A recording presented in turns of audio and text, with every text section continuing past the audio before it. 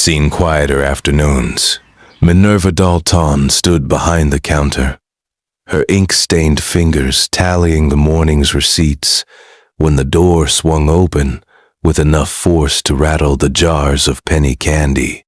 The man who entered had to duck beneath the frame, his broad shoulders blocking the autumn sunlight that tried to follow him inside. She recognized him immediately, though they had never spoken.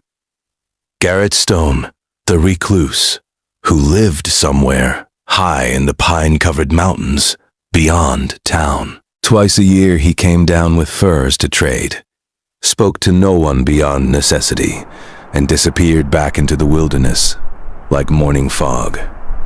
The children whispered he was half bare. The women whispered he was half broken. Minerva thought he simply looked tired. He approached the counter with hesitant steps, his boots leaving traces of mountain soil across her swept floor. His dark hair touched his collar, longer than was fashionable, and his beard could not hide the sharp angles of what had once been a handsome face. But it was his eyes that caught her attention, gray as winter sky, holding something desperate. "Miss Dalton," he said, his voice rough from disuse. She blinked in surprise. She had not known he knew her name. She had only arrived in Redemption Creek 8 months prior, purchasing the general store from old Mr. Henderson, with money she had saved working as a school teacher, back east, back in the life she had fled. "Mr. Stone," she replied evenly, setting down her pencil. "What can I help you with today?" He removed his hat, turning it in his hands like a man approaching the gallows. The gesture revealed the vulnerability beneath his mountain man exterior, and something in Minerva's carefully guarded heart stirred with unwanted recognition. "I need a wife by tomorrow," he said. The words hung in the air between them like smoke. Minerva's breath caught, though she kept her expression neutral. Years of hiding her thoughts had made her an expert at stillness. "That is quite a specific need," she said carefully. "Perhaps you should speak with Reverend Matthews about arranging introductions to suitable young ladies in town." "No time," Garrett said, his knuckles white against the brim of his hat. "My daughter arrives on tomorrow's afternoon train. She is 7 years old. I have never met her." Minerva felt the words like a physical touch. She leaned forward slightly, her careful neutrality slipping. "I do not understand." Garrett's jaw worked as if the explanation pained him. Her mother was Hannah Brewster. "We were to be married 7 years ago. I worked the silver mines in Colorado, saving money to buy land, to build a proper home. Hannah lived here in Redemption Creek with her family." He paused, his eyes distant. 2 weeks before our wedding, there was a collapse in the mine. I was trapped for 3 days.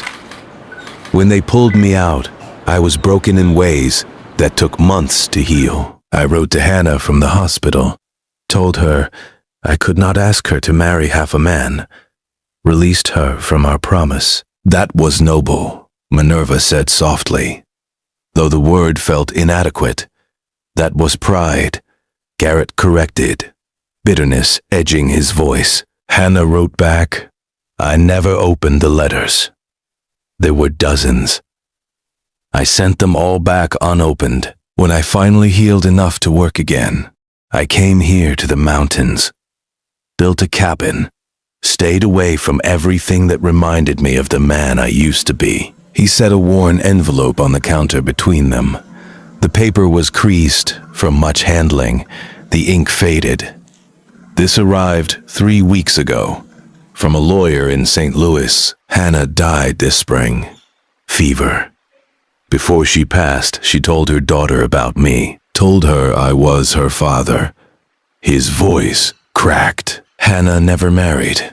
She raised our child alone, because I was too stubborn and wounded to read her letters, to know she had not turned away from me, that she had been carrying my daughter when I disappeared into these mountains." Minerva's eyes burned with tears she could not shed. Not here, not now. She had learned long ago that tears were a luxury she could not afford. The child has no other family. Garrett continued. She is coming here to me, to a father she has never known. And I am a man who lives alone in a cabin with one room, who barely remembers how to speak to people, who has nothing to offer a little girl who just lost her mother. He met Minerva's eyes with raw desperation. The territorial judge was clear. He will allow her to come to me only if I can provide a proper home, a mother, a family. If I am still unmarried when she arrives, she goes to an orphanage in San Francisco. The silence that followed was broken only by the ticking of the store's clock, counting down the hours Garrett did not have. Why me? Minerva asked, and her voice barely rose above a whisper. Because you are kind, Garrett said simply. I have watched you with the children who come into the store.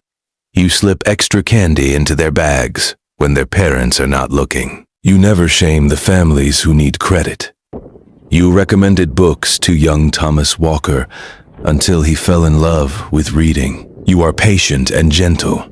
And my daughter needs someone patient and gentle because her whole world has just ended. He reached into his coat and pulled out a leather pouch, setting it beside the letter.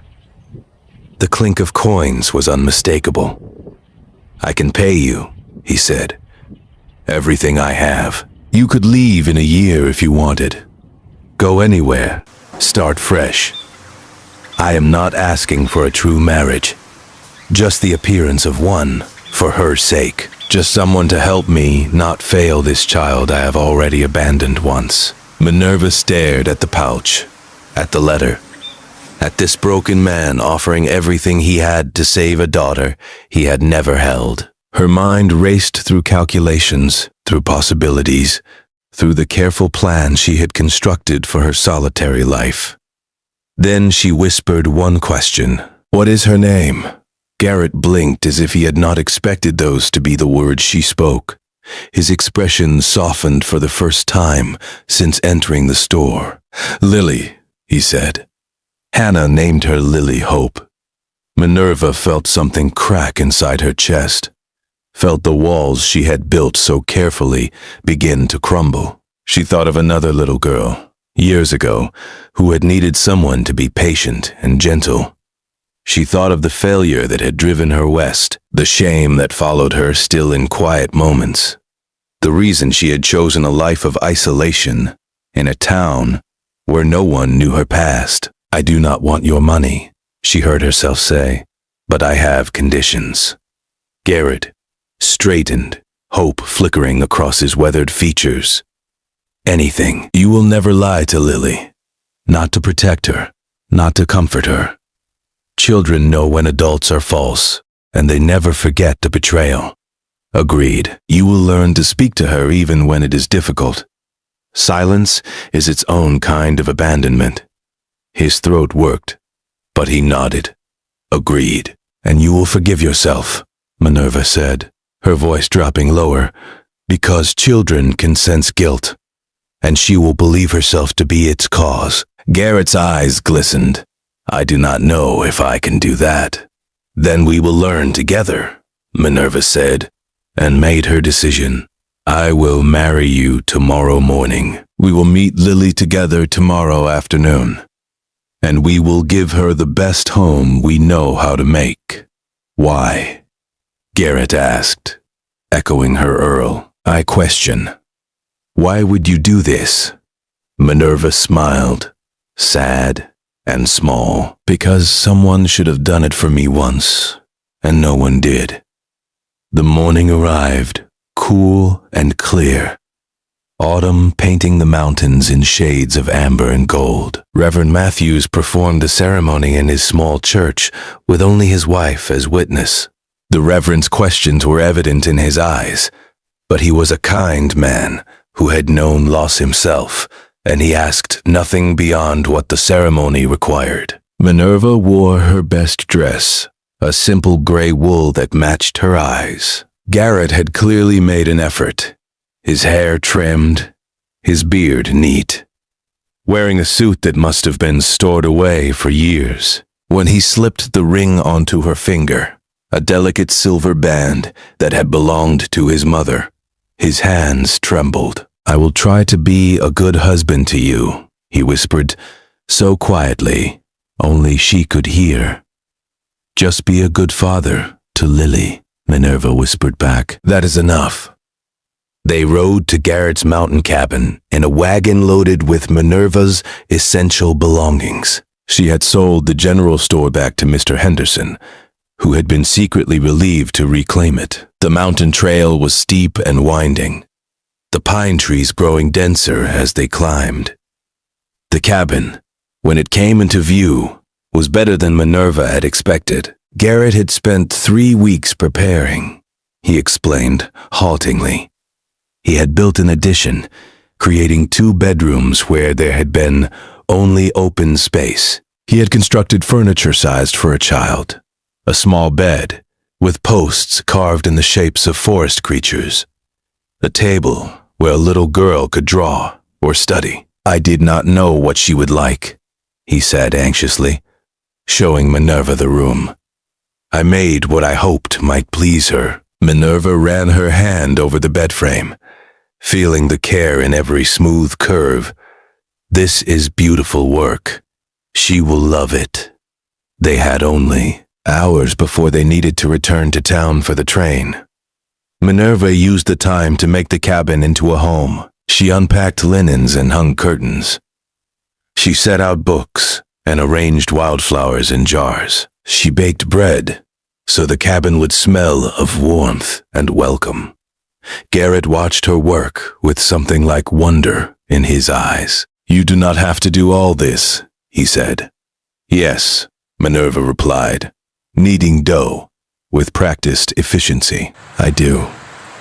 The train arrived precisely at 3 o'clock, its whistle echoing across the valley. Minerva stood beside Garrett on the platform, her hand tucked into the crook of his arm, more for his reassurance than her own. She could feel the tremors running through him, the terror of a man facing the consequences of 7 years of chosen isolation. "Breathe," she murmured. "Just breathe." The passengers disembarked, a handful of travelers making their way into the small town. Then a conductor stepped down, turning to help a small figure to the platform. Lily Hope was tiny for 7, with Hannah's delicate features and Garrett's gray eyes. She wore a black mourning dress too large for her frame and carried a carpet bag nearly as big as she was. Her dark hair had been braided with ribbon, but the ribbon was coming loose, wisps escaping around her solemn face. She looked so unbearably alone that Minerva felt her heart shatter. The conductor checked a paper, then looked around. "Mr. Garrett Stone." "Here," Garrett managed, his voice strangled. The conductor led Lily toward them. The little girl's eyes moved from Garrett to Minerva and back again, holding no recognition, no warmth, only the careful blankness of a child who had learned that hope was dangerous. Minerva knew that expression. She had worn it herself once. "Miss Lily," the conductor said gently, "this is your father." Garrett dropped to one knee, bringing himself to Lily's eye level. For a long moment, he simply looked at her, drinking in every detail of the daughter he had never known existed until 3 weeks ago. "Hello, Lily," he said, his voice breaking. "I am so very sorry about your mama." Lily's lower lip trembled, but she did not cry. She said, "You lived in the mountains." "I do. I have a cabin in the pines. I built you a room there. It is not much, but—" "Who is she?" Lily interrupted, looking at Minerva with those 2 old eyes. Minerva knelt as well, ignoring the dust on her dress. "My name is Minerva. I married your father yesterday. I know this is frightening and strange, and you have every right to be uncertain. But I want you to know that you are wanted here. You are not a burden or an obligation. You are a gift we do not deserve. Something flickered in Lily's expression, the first crack in her careful armor. Mama said my father did not want us, that he sent back her letters. Garrett flinched as if struck, but he did not look away. That is true. I did send them back. I thought I was protecting your mama from having to care for someone broken. I did not know about you, but that is no excuse. I failed you both, and I will carry that shame for the rest of my life. He swallowed hard. But I am here now, and if you will let me, I would like to be your father. Not to replace your mama's memory, but to honor it by giving you the love she deserved from me all along. A tear slipped down Lily's cheek, then another. Her careful blankness crumbled, revealing the terrified, grieving child beneath. I miss her, she whispered. I know, Garrett said, his own tears falling freely now. I know you do. Lily looked at Minerva. Will you leave too? The question drove straight into the deepest wound Minerva carried. She thought of another child who had asked her a similar question years ago. A student who had trusted her, needed her. She thought of how she had failed, how her own fear and weakness had led to tragedy, how she had run rather than face what she had done. I am scared, Minerva said honestly, because people I have cared for have been hurt, and I carry blame for that.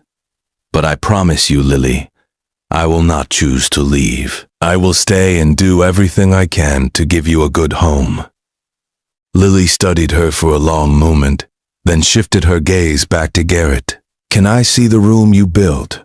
Relief washed over Garrett's face. Yes, of course. The ride up the mountain was quiet, but it was not the strained silence of strangers. Lily sat between them on the wagon bench, her small body a bridge connecting their separate islands of pain. As they climbed higher, she began to look around with cautious interest. Are there bears? She asked. Sometimes, Garrett said. But they mostly keep to themselves if you respect their space. Mama read me a story once about a girl who lived with bears. I know that story, Minerva said. Would you like me to read it to you? I brought several books. Lily nodded, something almost like hope touching her features. When they reached the cabin, Garrett lifted Lily down from the wagon with awkward gentleness, as if afraid she might break. Minerva saw the moment Lily noticed the carved animals on the porch railing, the wind chimes made from polished stones, the small rocking chair positioned to overlook the valley. You made these? Lily asked Garrett. I wanted you to feel welcome, he said. Inside, Lily explored with careful steps, touching things lightly, as if testing their